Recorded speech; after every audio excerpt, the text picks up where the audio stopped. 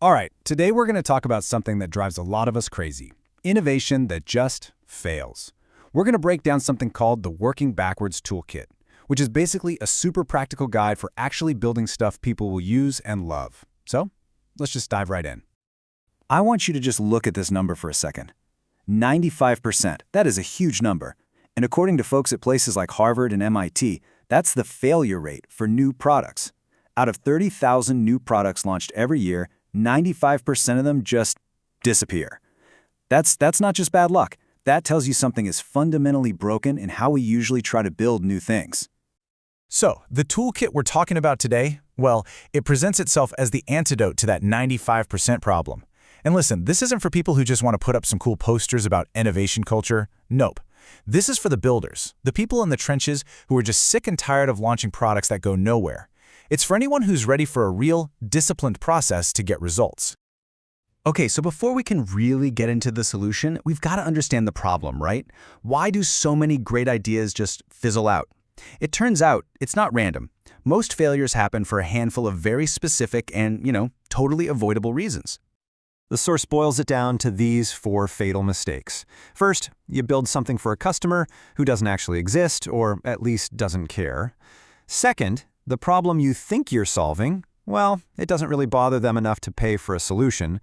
Third, your solution might technically work, but it's just kind of blah. It doesn't excite anyone. And last, even if you nail all of that, you can't figure out a way to actually make money. And this isn't just a startup thing, Big companies make these mistakes all the time. Remember Burger King's Satisfries? They were supposed to be for health-conscious fast food customers, a group of people that, let's be honest, probably isn't going to Burger King in the first place. The customer just wasn't there. Or what about MoviePass? Oh man, people loved it. The solution was amazing, but the business model? It was a total disaster, and the whole thing just collapsed. So if those are the traps we fall into, what's the answer? Well, the toolkit we're digging into here suggests a huge shift in how you think. Instead of starting with a cool idea or a new piece of tech or some big business goal, you start somewhere else completely. You start with the customer. And that's where the Working Backwards Toolkit, or WBT, comes in. The really key thing to get here is that this isn't some high-level philosophy. It's a bunch of practical, hands-on tools that are all about execution. It literally forces you and your team to get out of the office and get proof, real evidence from real customers that a problem is worth solving before you're even allowed to write a single line of code. And this really gets to the core of it all. For real change to stick, you need to rely on mechanisms, not just mindsets. You can't change a company's culture with a few motivational posters or a team-building exercise. No way. You change it by changing the actual systems, the processes of how work gets done every single day. So let's look at this comparison because it makes it really clear.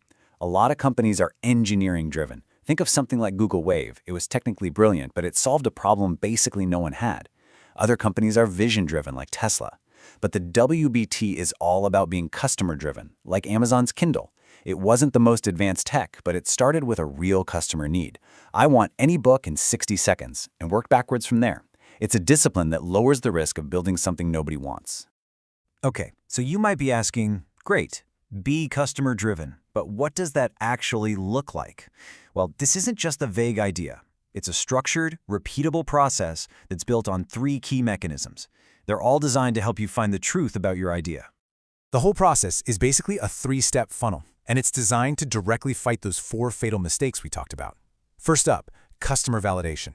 This is where you have to prove with cold, hard evidence that your customer is real and their problem is real. This stops you from building for ghosts.